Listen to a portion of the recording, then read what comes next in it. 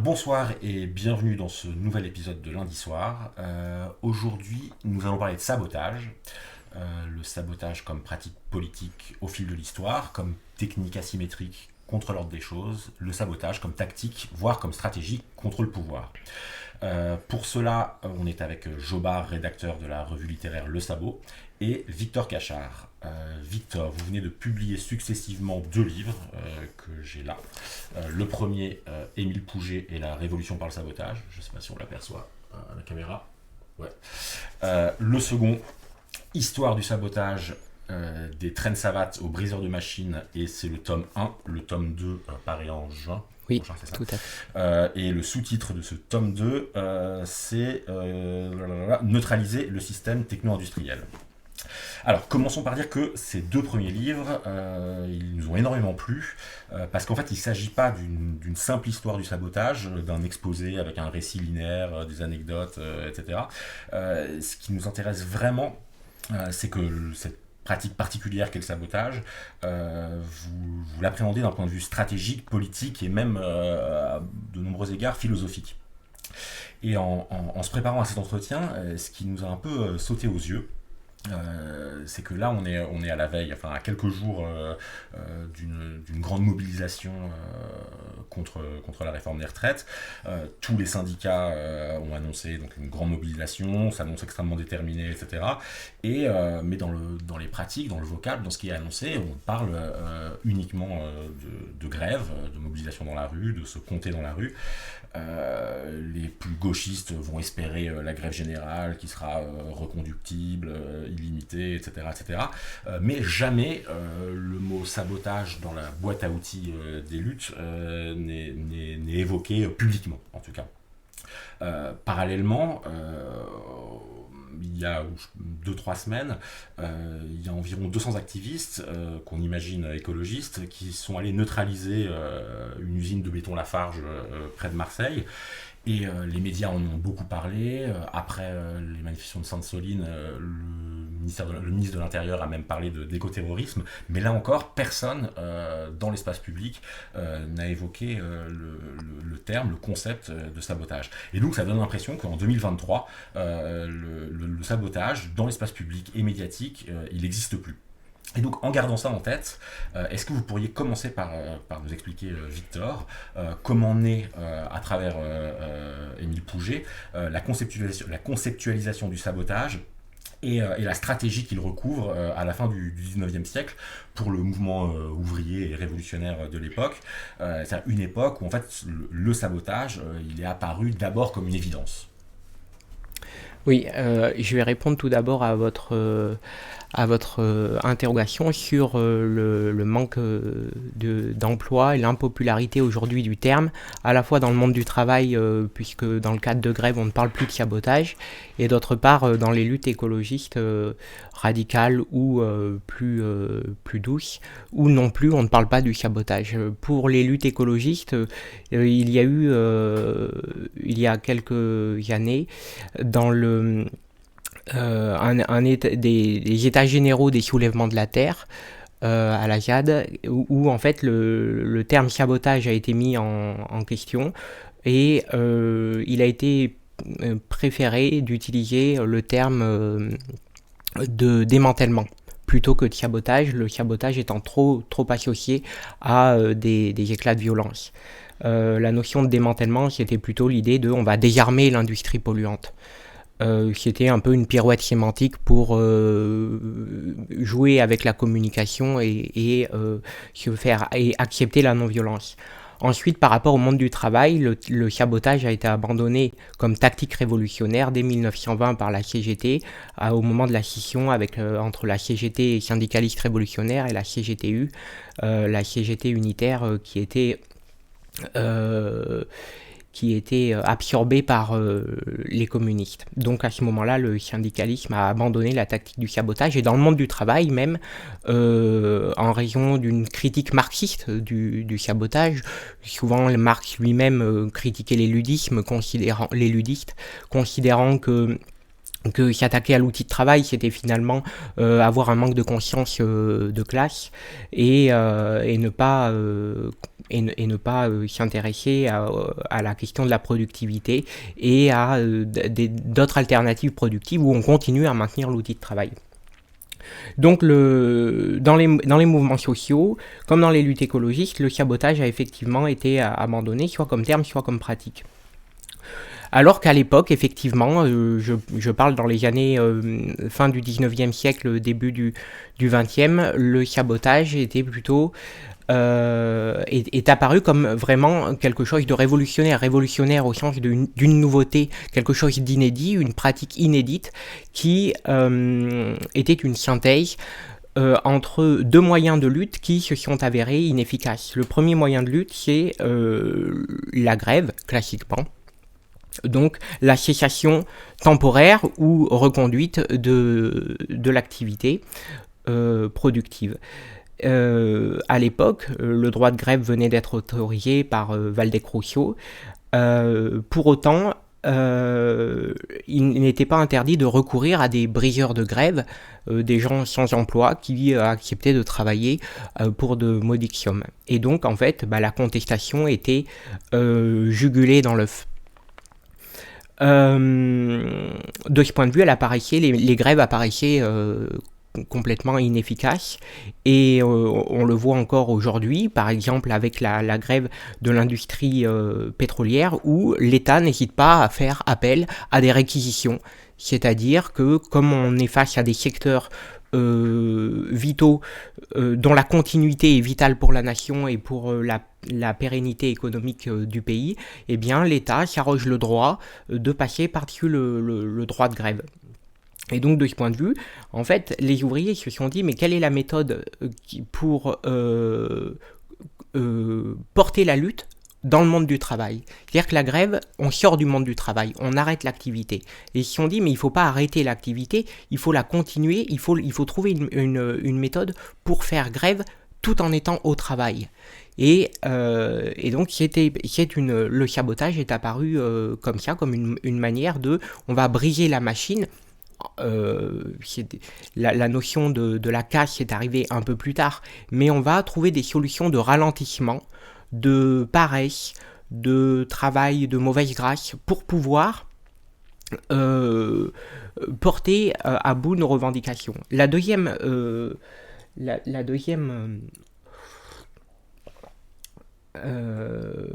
deuxième moyen de lutte qui était utilisé, cette fois par les anarchistes, c'était la propagande par le fait. La propagande par le fait, c'est ce que l'État qualifiait, la République, la Troisième République, qualifiait de terrorisme et d'attentat. Mais bon, je tiens à dire qu'on a qualifié ces individus de terroristes, alors qu'on n'a jamais qualifié les États qui menaient des guerres de terroristes et qui pour autant, en termes de sang sur les mains, en avaient beaucoup plus. Et d'autant plus qu'à l'époque la peine de mort était bien évidemment autorisée et la justice par la peine de mort ne posait pas de problème. Les anarchistes, eux, par contre, qui recouraient parfois, mais rarement à la peine de mort et de manière très ciblée et réfléchie, étaient considérés comme quelque chose d'immoral, alors que la justice bourgeoise, elle, était admise. La propagande par le fait s'est rapidement vue inefficace également parce que les lois scélérates sont arrivées à partir de 1893 jusqu'à une batterie de lois 1894. Raphaël Kempf, que vous avez déjà invité, a écrit un livre sur le sujet. Les lois scélérates considéraient que l'anarchisme comme expression d'une opinion était un délit. Donc on pouvait partir en prison avec des peines très sévères ou même au bagne pour simplement avoir chanté un soir un peu trop arrosé la Ravachole par exemple. Donc face à la montée de la répression, les anarchistes se sont posé la question comment essayer de rentrer dans le monde ouvrier pour faire valoir les revendications, c'est-à-dire ne pas être à l'extérieur en posant des bombes et donc en étant les fameux en dehors, les anarchistes en dehors de la société, mais comment essayer de convaincre un peu plus les gens, et donc de passer d'une action individuelle à une action collective. Et de la même manière, Émile Pouget, qui était dans sa jeunesse un anarchiste, puisqu'il a été condamné avec Louise Michel lors d'une manifestation à 3 ans de prison, de 83 à 86, s'est exilé donc à la suite des lois scélérates à Londres, où il a pris connaissance du syndicalisme anglais, le trade unionisme, et c'est à ce moment-là qu'il s'est dit, ce qui serait intéressant, c'est que les anarchistes pénètrent dans les corporations ouvrières pour pouvoir essayer de continuer la propagande, pour pouvoir essayer de montrer aux ouvriers que l'exploitation au travail n'est pas quelque chose à laquelle ils doivent consentir à tout prix. Donc le sabotage apparaît comme une espèce d'évolution par rapport à la propagande par le fait qu'il recourt à des actes isolés d'anarchistes solitaires, et en même temps comme une manière d'éviter les briseurs de grève promus par les corporations, la grève promue comme outil de lutte par les corporations ouvrières. Donc le sabotage est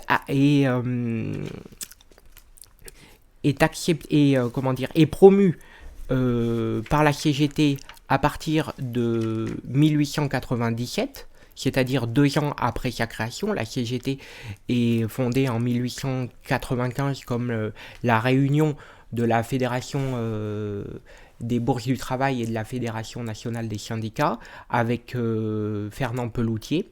Donc Émile Pouget et Fernand Pelloutier arrivent en 97 et disent écrivent un rapport, le rapport sur la commission du sabotage et du boycottage, qui est vraiment le premier acte de l'adoption officielle par la CGT du sabotage comme tactique de lutte pour essayer à la fois de convertir les anarchistes à l'esprit collectif des ouvriers au travail, et en même temps pour éviter les briseurs de grève.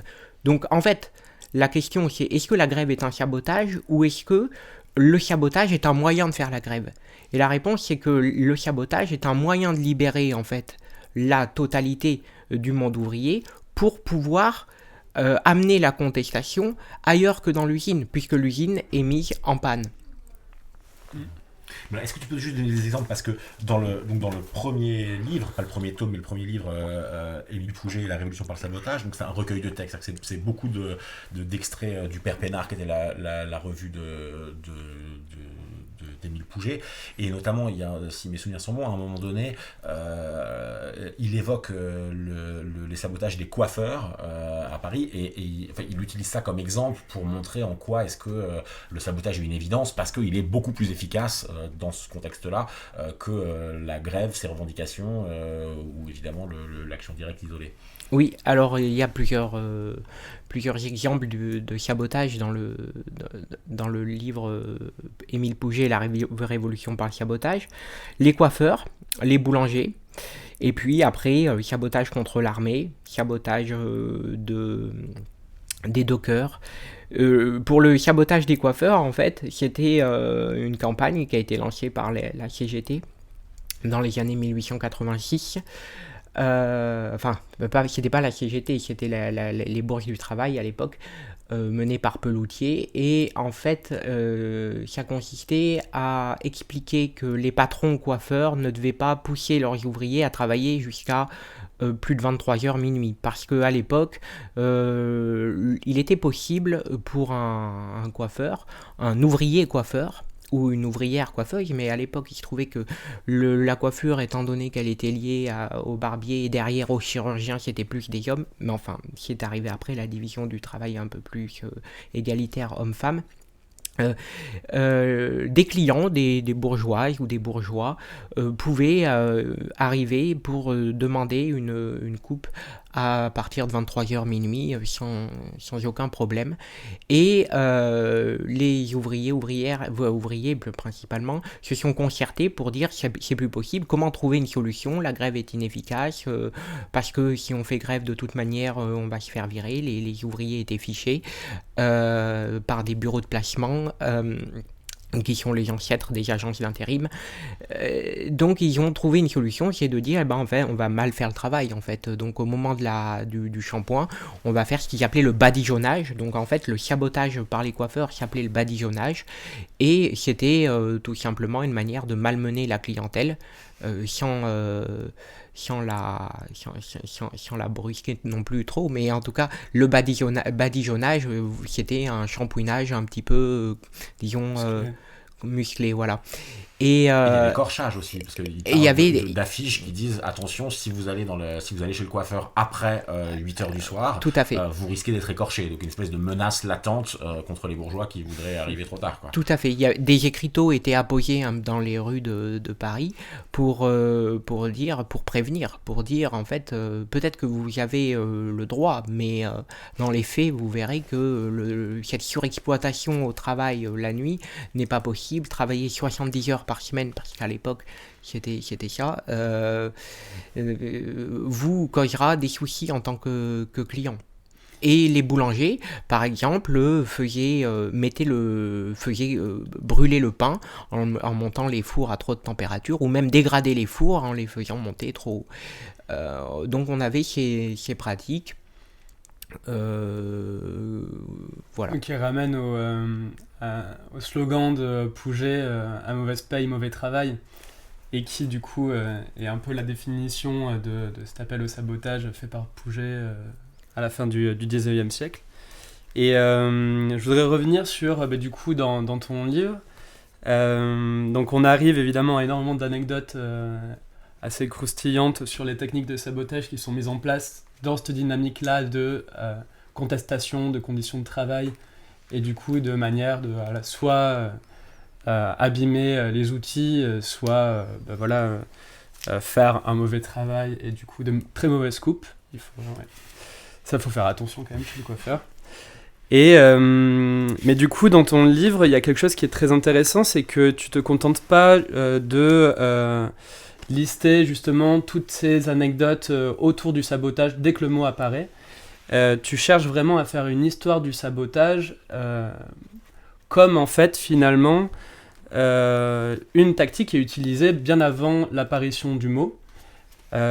Et du coup, vraiment comme une manière de visibiliser énormément de révoltes populaires qui ont pu avoir lieu il y a des millénaires, dans l'Antiquité, au Moyen-Âge, avec des événements qui ont eu lieu, qu'on pourrait aujourd'hui appeler sabotage, mais à l'époque, du coup, le mot n'était pas employé comme cela.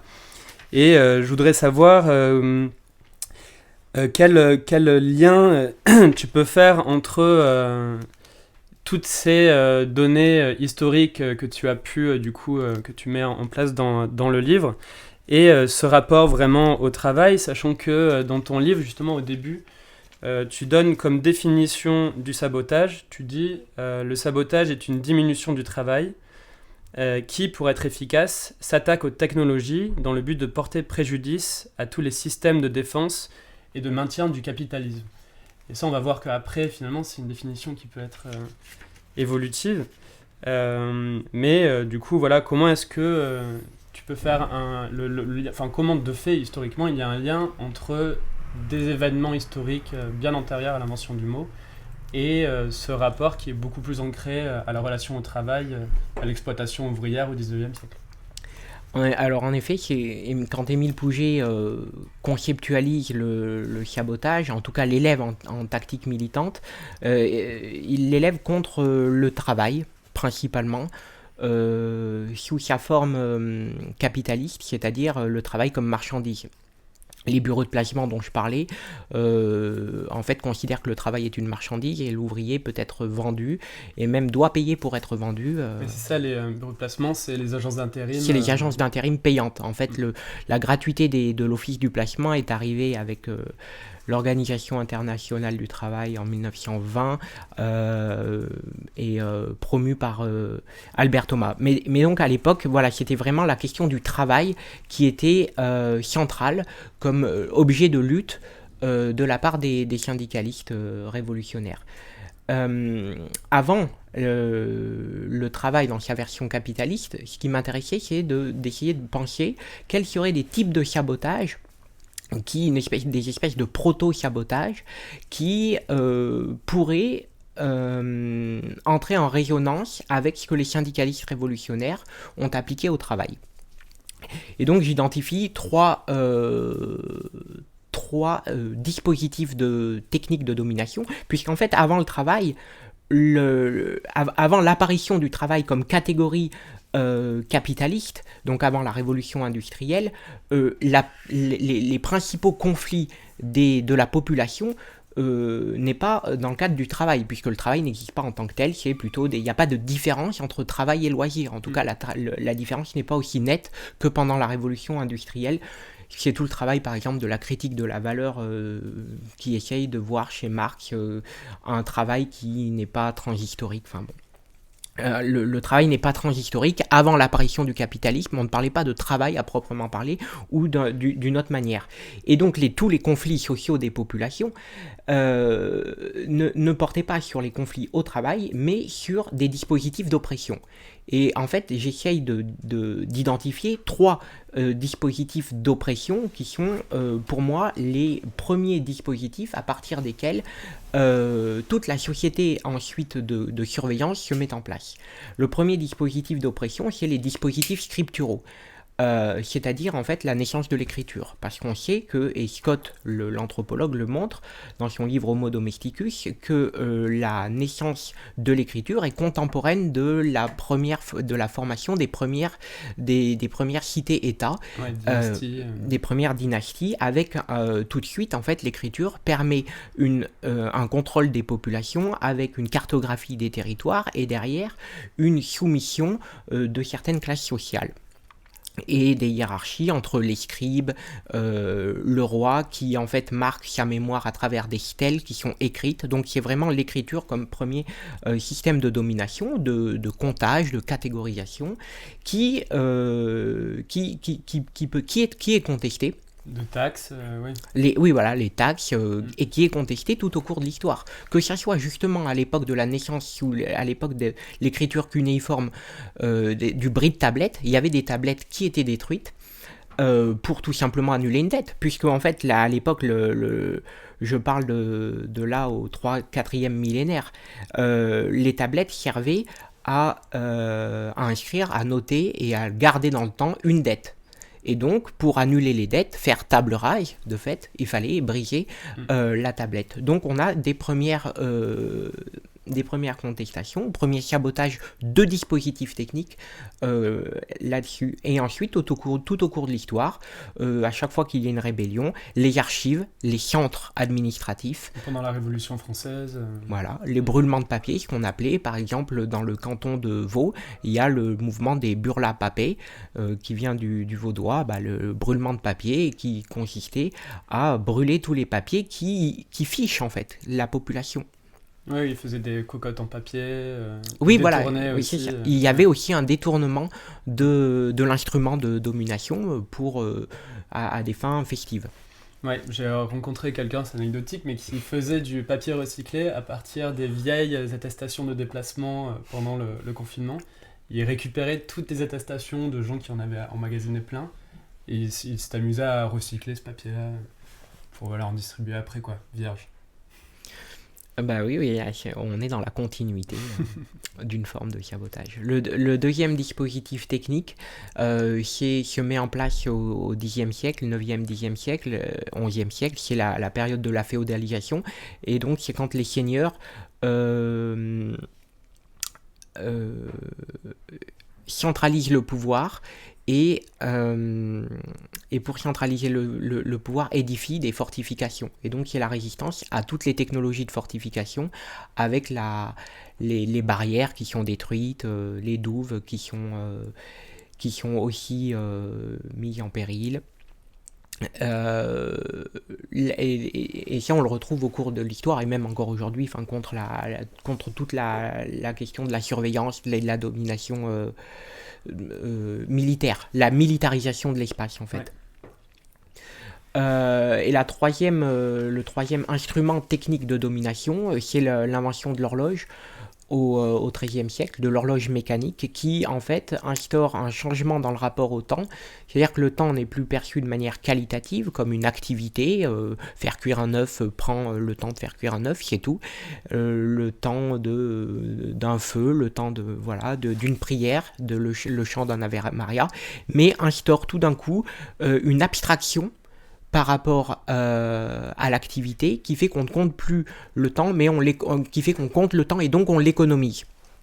Et donc cette économie du temps répand une discipline du travail, et là on a l'apparition du coup des premiers appels à la productivité à travers cette idée d'horloge. Et dans les usines, ensuite, les horloges sont un instrument vraiment de domination pour augmenter la productivité. Donc c'est vraiment l'écriture, les dispositifs de militarisation de l'espace, et ensuite l'horloge mécanique comme économie du temps. Qui sont les trois formes de proto-sabotage qui apparaissent avant que le travail devienne une catégorie sociale, un rapport social d'exploitation durant la période industrielle. Et toujours aussi notamment cette question du temps, de la temporalité, c'est quelque chose que signale Pouget et qui est assez intéressant par rapport au sabotage, c'est qu'un des sabotages qu'on pratique le plus peut-être sans savoir que c'est du sabotage, c'est la paresse au travail, le ralentissement, chercher à ralentir le travail, même de façon très, très quotidienne, avec des postes-café qui se rallongent, des choses comme ça. Et ça, c'est des choses qui commencent à être... Oui, parce que ce que tu précises, c'est que l'origine du terme sabotage au départ, c'est pas comme on croit souvent le sabot qui est mis dans la machine pour casser la machine, mais c'est plutôt le fait de mal travailler. Toi, tu fais une autre généalogie que celle qui est généralement attribuée à Pouget, quoi. Tout à fait. Alors ça ne veut pas dire que cet imaginaire iconographique du sabot dans la machine n'a pas existé et n'existe pas. De fait, les syndicalistes américains les oublient, c'est à travers eux que s'est répandue l'image du sabot dans la machine. Et de fait, c'est une réalité, on peut donner cette connotation au sabotage. Mais si on s'intéresse à l'origine du terme tel que Pouget l'imagine, Pouget ne parle jamais du sabot en fait. Dans le Père Pénard, quand il évoque le sabotage, il ne parle jamais de la chaussure en bois qui vient enrayer le rouage. Pour lui, le sabot en fait vient, il emprunte le terme sabot à l'argot populaire qui est utilisé dans les faubourgs, le faubourg de Saint-Antoine, enfin l'argot, qui signifie le mauvais ouvrier. Et le mauvais ouvrier, c'est celui qui est le tir au flanc. Si maintenant on s'intéresse à l'étymologie de ce terme argotique, pourquoi les ouvriers parlaient de sabot pour qualifier le mauvais ouvrier, tu es un sabot? Eh bien, si on s'intéresse, on se rend compte que le terme sabot apparaît dès le XIIIe siècle, et il désigne le jeu de la toupie. Qu'est-ce qu'une toupie? C'est un objet dont le mouvement imite l'immobilité. C'est-à-dire que tandis que la toupie est en mouvement, on a l'impression qu'elle est en repos, c'est-à-dire qu'elle est à l'arrêt. Et là, on a toute la substance du sabotage, c'est-à-dire simuler le repos en étant au travail. La pause café qui se rallonge, c'est l'image de la toupie qui, alors qu'elle travaille en tournant, donne l'impression qu'elle est à l'arrêt. Et en même temps, c'est une danse, la toupie est une danse d'objets, c'est la danse d'un objet, et ce terme a encore une autre origine étymologique, qui est le sabbat des sorcières, qui était aussi une danse destinée à subvertir l'ordre établi et à renverser la hiérarchie chrétienne des valeurs. Donc du coup, on a ces deux origines étymologiques. À la fois la toupie comme objet qui simule l'immobilité dans le mouvement, donc le repos, et en même temps la danse qui a un côté qui donne un côté un peu plus offensif au sabotage, qui est aller au contact d'eux. C'est-à-dire que soit le sabotage est considéré comme un ralentissement au travail, une lenteur, de la paresse, des attitudes nonchalantes, soit il est considéré comme une danse qui va au contact de la machine pour essayer de, non pas de ralentir sa propre activité, mais de ralentir l'activité de la machine. Il y a donc un côté un peu plus offensif qui donne en fait par la suite le côté de l'idée du sabotage comme bris de machine. Et donc toute l'histoire du sabotage peut être interprétée comme une hésitation perpétuelle entre d'un côté le sabotage comme résistance passive sous la forme d'un ralentissement au travail, et de l'autre comme résistance active contre la domination technologique, avec, avec du bris de machine. Oui, enfin, là-dessus, tu insistes beaucoup sur l'histoire des Ludites, où en gros, si je ne me trompe pas, en général, quand on parle des Ludites, c'est régulièrement présenté comme un mouvement qui était un peu, on va dire, réactionnaire par rapport aux technologies, où en fait, les ouvriers ayant peur de perdre leur emploi se seraient mis à casser les machines. Et toi, tu proposes un cadre, on va dire, plus subtil et plus nuancé. Et tu dis évidemment que les gens cassent les machines, mais en cassant les machines, ce qu'ils viennent casser, c'est le rythme que leur imposent les machines. En gros, tu tiens à égale distance. En fait, tu refuses de laisser le sabotage ramener à un pur truc anti-technologique, et tu veux le ramener dans sa dimension plus sociale, travail. Les deux sont indistinguables, quoi. Tout à fait. Alors, très souvent, on considère effectivement que les ludites sont un mouvement réactionnaire, notamment à cause de la pensée marxiste qui, voilà, je le disais au départ, considérait que le bris de machine c'était un manque de respect de l'outil de travail et que l'outil de travail peut émanciper, d'après Marx. Et effectivement, depuis les travaux de Thomson, la formation de la classe ouvrière anglaise, on a une réinterprétation de l'histoire des ludismes comme en fait un mouvement ouvrier politiquement conscient de sa domination par des industriels peu scrupuleux. Et donc, le ludisme ne se résume pas à un bris de machine réactionnaire, mais porte une dimension en lui-même politique de contestation sociale qui n'est pas un simple rejet de la technique.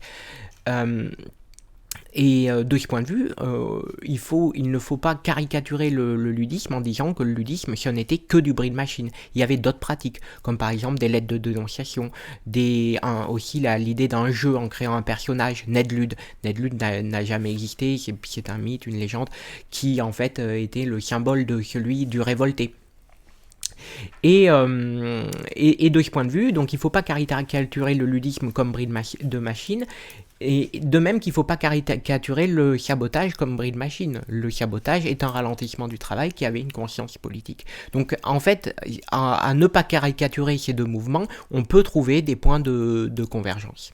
Ouais, après, moi, ce que je trouve particulièrement intéressant à ce propos-là, c'est que en France, où le marxisme a une emprise vraiment assez massive sur les consciences et les consciences politiques, il y a quand même, on est encore tributaire de cette idée, de moins en moins, mais encore tributaire de cette idée complètement aberrante que la révolution adviendrait du processus de production, en fait, et que donc plus et mieux on produirait, plus la contradiction entre le capital et le travail deviendrait intenable, et donc finalement ça nous amènerait au communisme. Si on se tient à cette généalogie autre, qui est celle de Hobsbawm, etc., d'un seul coup, on voit que dans ces actes de sabotage, des ludites là en question, dans le fond, il y a une perception de ce qu'est la domination qui est dans le fond plus fine. C'est-à-dire qu'il y a cette compréhension que ce qui nous domine, c'est le rythme, c'est la mise au travail, c'est le découpage du temps, c'est la mise en mesure de chaque instant de l'existence, etc., etc. Et donc, dans le fond, une vision beaucoup plus anti-économique, alors que le marxisme a toujours été complètement pétri d'économie et d'économicisme. Et donc, dans le fond, c'est une généalogie qui, aujourd'hui, là où on en est théoriquement,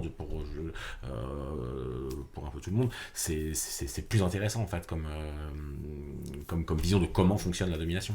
Oui, oui, c'est-à-dire que le marxisme voit le rapport de domination dans un rapport de production qui est interpersonnel entre finalement différentes classes sociales, mais ignore la possibilité d'une domination matérielle, uniquement matérielle. Or, le processus de domination peut exister dans le cadre du développement du machinisme, par exemple. C'est-à-dire que ce que le Marx appelle le travail mort, donc le capital investi sous forme de machines, est également un instrument de domination pour le patronat.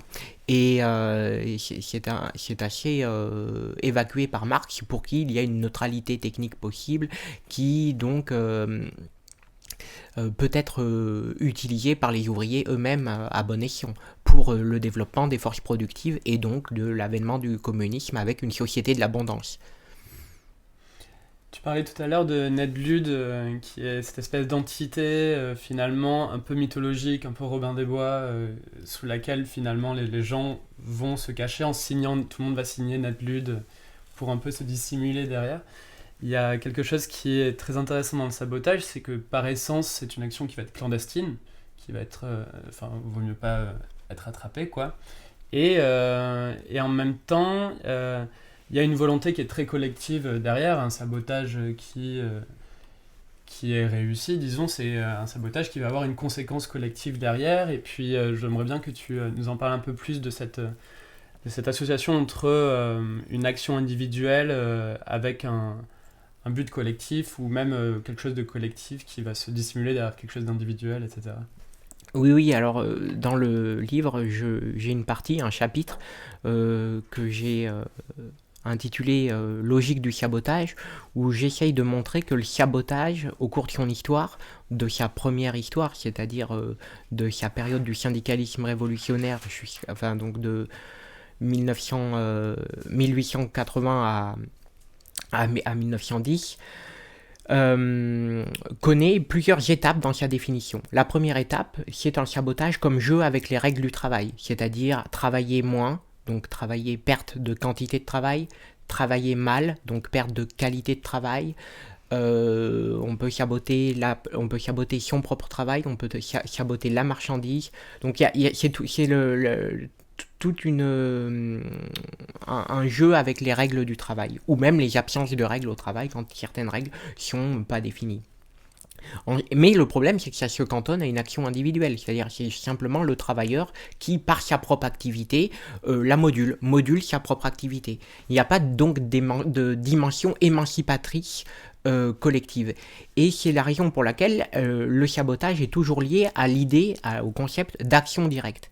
Et l'action directe, c'est non plus de s'attaquer à sa propre activité, mais de s'attaquer à l'activité de la machine, pour que la machine finalement tombe en panne, elle aussi soit sabotée pour libérer d'autres ouvriers, pour libérer un temps d'autonomie et faire prendre conscience aux ouvriers de leur exploitation et de leur aliénation pour donner un espèce pour donner une liberté d'autonomie, enfin une liberté tout simplement. Et donc, à partir du moment où le sabotage devient anti-technologique et s'en prend aux machines, il devient collectif parce qu'il libère d'autres personnes de leur exploitation. C'est clair. Du coup, ouais, dans ce premier tome, on est vraiment dans le rapport au travail, dans le sabotage par rapport au travail, où tu termines du coup, donc c'est des traînes savates aux briseurs de machines, et tu finis ce premier tome avec des dynamiques antimilitaristes avant la Première Guerre mondiale. Avant d'arriver là, est-ce qu'on ferait pas juste, parce que le dernier chapitre c'est les 3 sabotages décisifs avant d'arriver à la Première Guerre mondiale, est-ce que tu peux juste relativement rapidement, parce qu'on n'a pas un temps infini, mais nous expliquer pourquoi est-ce que qu'est-ce qu'il y a de décisif dans ces 3 sabotages, donc de 86, 1909, 1914, est-ce que tu peux nous expliquer un petit peu pourquoi tu as choisi ces 3-là comme axe Oui, parce que ce sont les 3 dates, véritablement. 1886-1904, ensuite 1910-1914 Et ce sont 3 dates cruciales où en fait on retrouve trace dans les archives d'actes de sabotage massif. Entre, ça devient un petit peu plus minoritaire, c'est un peu plus dans les marges de la contestation, mais ça n'est pas central dans la lutte du syndicalisme. Donc 1886-1904, en fait, c'est la lutte contre les bureaux de placement dont on a parlé, et qui en fait mettent en place vraiment le sabotage comme technique de résistance au travail. C'est-à-dire vraiment le travail étant considéré comme une marchandise, eh bien nous allons considérer notre travail comme une marchandise, et une marchandise peut être de moins bonne ou de meilleure qualité, donc on peut travailler en fonction de la rétribution. On peut moins travailler ou mieux travailler, et c'est la fameuse formule à mauvaise paye, mauvais travail. Ensuite, l'année 1910, qui est en fait 1909-1910, c'est vraiment l'apogée des actes de sabotage, cette fois non plus comme à proprement parler résistance au travail, mais comme atteinte à l'infrastructure technique des télécommunications et des communications. Voilà, c'est la grève des PTT en 1909 et la grève des cheminots qui est dans la suite de 1910.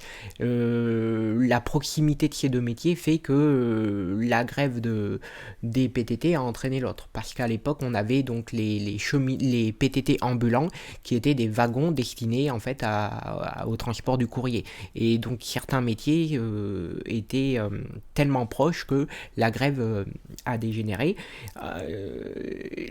Là pour le coup les sabotages consistaient à couper des câbles, et il y en avait plusieurs milliers de câbles qui ont été coupés durant l'année 1909-1910. Ensuite, le sabotage, face à l'arrivée galopante des tensions au niveau international, et donc à la veille de la Première Guerre mondiale, le sabotage a été pensé comme une technique antimilitariste, c'est-à-dire d'attaque aux infrastructures militaires et à l'institution militaire en tant que telle. Ça passe par la démoralisation, ça passe par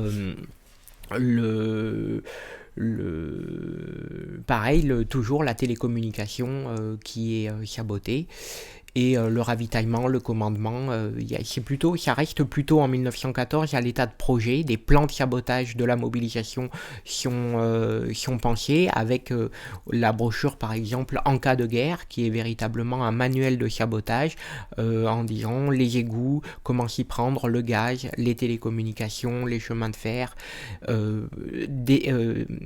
secteur par secteur, comment paralyser le pays pour éviter la mobilisation générale de la population. Cette dimension antimilitariste en fait est un petit peu les prémices de ce qu'on va connaître après durant la résistance, c'est-à-dire la résistance française intérieure, c'est-à-dire un sabotage véritablement contre l'armée. Contre les convois, contre le ravitaillement, contre le commandement, contre toutes les zones qui permettent en fait le déplacement et la mobilité rapide des forces armées. Oui, là on sort complètement du cadre du travail dans la relation au sabotage, et ça sera dans le tome 2, mais du coup on voit qu'il y a une forme, je sais pas si c'est correct, mais de militarisation presque, anti-militarisation de la pratique du sabotage, mais aussi de militarisation notamment avec les dynamiques de guérilla.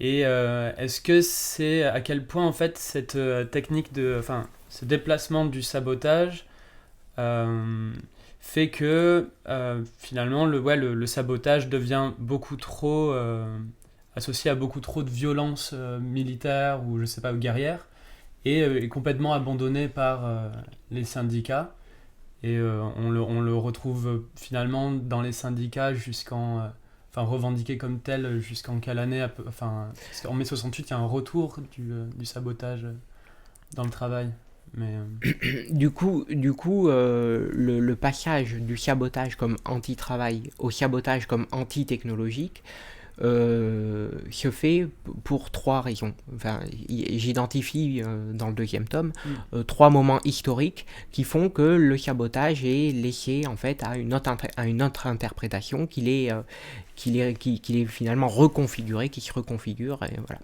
Donc la première raison, c'est l'abandon par les syndicalistes eux-mêmes, comme je le disais au début, en 1920, avec la CGTU qui devient communiste, qui devient infiltrée par les communistes et qui, de ce point de vue, rejette complètement le sabotage comme tactique de lutte et reviennent à des formes plus traditionnelles de lutte type la grève ou l'occupation d'usines, qui ne sont pas des formes de sabotage avec une attaque de l'outil de travail.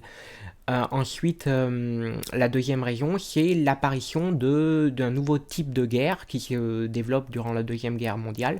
C'est la guerre totale, en fait. La Première Guerre mondiale étant plutôt une guerre absolue, c'est-à-dire une guerre qui est très forte en intensité. Et ensuite, la guerre totale, c'est l'idée non plus d'intensité, mais d'une extension du conflit. C'est-à-dire que les civils sont pris en compte et dans le conflit, ce qui bouleverse de fond en comble le droit de guerre international qui jusque-là devait se faire par des armées régulières de manière symétrique. Avec la Deuxième Guerre mondiale, l'arrivée de la guerre totale, théorisée par des fascistes comme le général nazi Ludendorff, fait que pour la première fois, on intègre des civils en tant que civils dans le conflit. Et donc, ils ne portent plus le costume du combattant, l'uniforme du combattant, et de ce point de vue, pratiquent des actes d'un nouveau type de guerre qui est ce que Clausewitz appelle la petite guerre et qui favorise le développement d'une guerre civile où des actes de sabotage se propagent. Le sabotage étant proscrit dans le droit international de la guerre habituellement parce qu'il se fait toujours dans le dos de l'adversaire, alors que là, pour la première fois, en intégrant des civils qui sont censés être non armés, eh bien on a des attaques d'infrastructures vitales au pays ennemi, ce qui est normalement pas admis en guerre, dans un type de guerre symétrique. Donc c'est propice au développement d'une guerre asymétrique où voilà, le sabotage se développe. D'où la résistance pendant la Deuxième Guerre mondiale, qui développe cette pratique. Et la troisième raison qui fait que le sabotage change complètement de forme, c'est qu'en fait il sort du monde de la production, des usines, parce que il y a notamment une automatisation du processus de production qui fait que le secteur tertiaire se développe, explose et fait prendre conscience que le sabotage peut se développer ailleurs dans le monde du travail, c'est-à-dire sur des questions plus centrées sur des valeurs de type l'écologie, le féminisme, la colonisation. Et là, c'est l'idée de mai 68 où en fait le sabotage s'allie à des luttes écologistes. Et ça vient notamment, c'est une partie du deuxième tome, de la réinterprétation américaine du sabotage qui devient l'écotage dès 70, qui est le sabotage à des fins écologistes. Oui, mais c'est vrai que sur ce point-là, là, on revient à des choses qui sont plutôt très actuelles. On parlait tout à l'heure de l'action à Marseille du mois dernier, de ce qui peut se passer à Sainte-Soline contre les méga-bassines en ce moment et puis partout en France. Est-ce que du coup est-ce que tu peux t'avancer un petit peu sur ce que va être le tome 2 en fait, ouais. Parce que là nous on est forcément un peu dans le flou parce qu'on vu qu'il n'est pas écrit, vu qu'il n'est pas publié, on n'a pas pu le lire. Mais comment est-ce que toi tu vois dans ces différents stades, différentes formes de sabotage. Donc toi tu fais commencer à 68 les nouvelles formes que serait le sabotage écologique. Comment tu la vois cette évolution depuis l'évolution de ce sabotage plus centré sur ces questions hors du travail, quoi.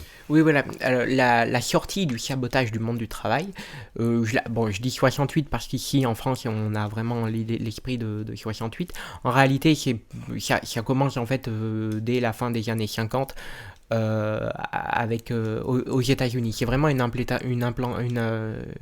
origine américaine où le mouvement écologiste se développe, mais dans un premier temps ne sympathise pas tout de suite avec la contre-culture. C'est-à-dire que les écologistes américains sont considérés dans un premier temps comme des réactionnaires qui réhabilitent un peu l'état de nature avec l'idylle, le jardin d'Éden un peu idyllique. Et de ce point de vue, il n'y a pas de contact direct avec la contre-culture. Et en fait, c'est le mouvement antimilitariste contre la guerre du Vietnam qui permet cette association entre écologistes et le mouvement hippie. Le sabotage comme écologie, le sabotage environnemental, l'éco-sabotage, vraiment le terme apparaît après la journée de la Terre en 70, 71, et on a des commandos qui se mettent en place, de petites personnes qui procèdent à des actes de sabotage contre des usines polluantes, exactement comme on a pu le voir à Marseille contre Lafarge. Vraiment la première personne qui pratique ce genre d'opération est un individu isolé qui s'appelle Fox, qu'on a appelé Fox en fait du nom de la rivière qui passait, contre une usine de savon qui déversait des produits chimiques sans scrupule dans la rivière Fox. Et donc il est allé boucher les canalisations, il est allé dans les sièges sociaux de différentes entreprises, déverser toutes les pollutions qu'il avait recueillies dans les rivières. Et donc c'est la première personne. Ensuite on a les journées de la Terre, et là il y a une idée qui émerge, c'est dans un livre, c'est de dire on est en train d'écrire un livre, on vous demande de nous donner toutes les idées qui vous passent par la tête de sabotage selon les secteurs, de faire une espèce de dictionnaire de compilation, et c'est le livre Écotage qui sort en 71 et qui est vraiment le moment crucial où le sabotage revêt une dimension écologiste. À partir de là, le sabotage se développe dans le cadre des luttes antinucléaires partout en Europe, en Allemagne, en France également. Et il est revendiqué plus précisément, pas par des actions, pas par des groupes armés de type action directe ou la RAF, mais plutôt en Allemagne, mais plutôt par un groupe qui, pour la première fois, dans les années 80, le Clodo, s'attaque au système informatique en lien avec la lutte antinucléaire contre la construction de la centrale à Golfech. Et donc c'est vraiment le moment où l'éco-sabotage s'implante en France, avec des actions pas de type assassinat comme action directe, mais des actions d'attaque, d'incendie contre du matériel. Et à cette époque, même la police qualifie ces actions contre des incendies d'entreprise, elle qualifie ça d'actions non violentes. Et on voit qu'aujourd'hui ça a bien changé, parce que même la dégradation matérielle aujourd'hui est considérée comme violente, alors qu'on sait très bien que dans le droit c'est du vandalisme, c'est pas de la violence. Il n'y a pas d'attaque à la personne. Oui, parce qu'à cette époque-là, ce qui détermine violence, non-violence, c'est attaque à la personne ou non, quoi. Oui, à voilà. partir du moment où on ne s'attaque pas à la personne, ça paraît ça paraît pacifiste que de faire sauter quelque chose. Tout à fait. Donc le groupe Clodo, pour comité de liquidation ou de destruction des ordinateurs, et de liquidation des ordinateurs, de destruction des ordinateurs, sévit à Toulouse dans les années 80 jusqu'à 83, avec une petite période de pause entre-temps, et ne s'est jamais fait identifier, et donc on ne sait toujours pas aujourd'hui qui sont les auteurs, mais certainement des gens proches des autonomistes toulousains de l'époque. Il y a toujours cette question, même encore maintenant, et puis on voit qu'il était à l'origine finalement du désir de sabotage fin 19e siècle, qui est le rapport à la violence avec, on voit l'écueil apporté par l'action directe de type attentat et l'écueil de la grève, et c'est vrai que encore aujourd'hui ces questions-là se posent, avec notamment là où on va se retrouver nous saboter, c'est le rapport au langage. Comment est-ce que finalement une action non violente va être caractérisée de terroriste et d'attentat terroriste par certaines par un langage qui est clairement un langage dominant aujourd'hui, médiatiquement et politiquement. Et, et ça, c'est quelque chose qui est très intéressant, la manière dont on se retrouve nous-mêmes sabotés. J'ai l'impression qu'aujourd'hui, on est plutôt en train d'essayer de réagir à des sabotages constants, notamment en termes de déclarations politiques, etc. Il y a quelque chose qui est très défensif, et retrouver l'action du sabotage, ça nous permet de retrouver quelque chose d'assez offensif. Est-ce que, en travaillant, tu as vu plusieurs fois ce système-là de sabotage qui est inversé et qui est complètement approprié par plutôt le pouvoir et par... Oui, et même par des fascistes. Je veux dire que justement l'abandon par les syndicats du sabotage en 1920 fait que certains fascistes, notamment je pense au groupe La Cagoule, s'approprient le terme, revendiquent l'usage de sabotage à des fins qui ne relèvent pas de l'émancipation, quoi, et même qui relèvent de l'oppression. Et de ce point de vue... on perd en fait une définition un peu normative du sabotage qui exclut sa réappropriation par des groupuscules fascistes. On perd ça parce que justement il y a un abandon du terrain par les syndicalistes. Maintenant, par rapport au langage, c'est intéressant parce que le sabotage a toujours été pensé étroitement avec l'idée d'un détournement du langage, d'une réappropriation des usages du langage pour en fait ne pas être compris des classes supérieures. Et c'est tout le travail de Pouget dans le Père Pénard, avec une démonstration de poésie argotique, parfois un petit peu populaire, mais enfin vulgaire plutôt, mais qui sert justement à choquer, à sortir de ce confort intellectuel de l'usage dominant du langage. On retrouve des formes de sabotage un peu avant 68 avec les situationnistes, avec l'idée du détournement, voilà. Après, ce qu'il faut quand même bien préciser, c'est que toi tu fais cette généalogie qui va jusqu'aux questions technologiques et tout ça, mais précisons quand même que les syndicats en tant qu'institution ont abandonné la revendication du sabotage, mais il y a encore, dans n'importe quel mouvement de cheminots qui a lieu, il y a encore très très très très très régulièrement des pratiques de sabotage, sauf que elles sont pas assumées publiquement en tant que telles, mais le sabotage ouvrier existe encore massivement, régulièrement, et donc c'est pas une généalogie, les différents plans se superposent et se chassent pas l'un l'autre, parce que moi vraiment en relisant les textes de Pouget, ce qui m'a dans Émile Pouget et la révolution pour le sabotage, ce qui m'a vraiment marqué, c'est justement à quel point est-ce que le sabotage est vraiment bien pensé comme une imbrication entre c'est ce qu'on a dit depuis le début, hein, mais entre anonymat et collectif, entre puissance politique et actes individuels, etc. Et parfois ce qui peut être un petit peu décontenançant dans certaines formes de sabotage plus contemporains, notamment autour des questions technologiques et écologiques, c'est leur côté un petit peu vain. C'est-à-dire que, je sais pas, si on prend la question de la 5G, par exemple, ça fait partie des sabotages très relativement récurrents en France ces dernières années. Bon, on a du mal, quel que soit ce qu'on pense de la 5G, etc., de la pertinence de ces actions, etc., on a quand même un petit peu du mal à imaginer que deux personnes qui aillent descendre une antenne va réellement être en mesure d'arrêter l'implantation de la 5G, de la 6G, de la 7G. Et donc, il y a aussi parfois dans le sabotage, notamment dans le truc écologique, il y a parfois ce sentiment que c'est un peu, c'est à la limite du vain et désespéré. Alors que, dans le truc de Pouget, on sent que le moment où il conceptualise ça, c'est vraiment, c'est une pratique qui est au cœur à la fois d'une offensive ouvrière massive et vénère, et de détermination plus singulière, mais on ne perçoit pas du tout un truc désespéré, quoi.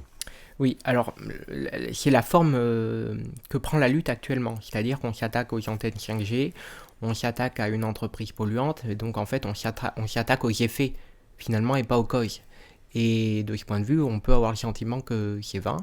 Et effectivement, certains diraient que c'est vain, mais du coup, dans le corpus nord-américain des théoriciens de l'écologie radicale, que ce soit le groupe Earth First ou alors le Front de Libération de la Terre et plus tard DGR que publient les éditions libres, il y a vraiment une réflexion stratégique sur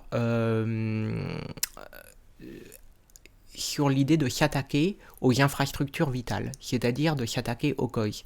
Et de ce point de vue, il faut s'attaquer à des circuits nodaux du capitalisme, comme par exemple les liaisons de fibre optique, ou alors des centrales d'électricité. Ça, c'est ce qui théorise. Et de ce point de vue, il s'attaque vraiment à des infrastructures qui sont hautement sécurisées. Par exemple, dans le cadre de la lutte pour l'indépendance contre l'apartheid, c'était l'objectif de l'ANC qu'avait porté Nelson Mandela. C'était vraiment de s'attaquer à des infrastructures vitales. Les préjudices ont été tels que ça a été le flanc radical a permis quand même cet abandon. Il faut s'attaquer aussi aux dispositifs de sécurisation qui permettent d'attraper les personnes. Et du coup, dans le sabotage, cette idée d'antimilitariste, de s'attaquer en fait au lieu de fabrique de la surveillance, elle est permanente. Maintenant, elle exclut jamais un autre ensemble de modes opératoires.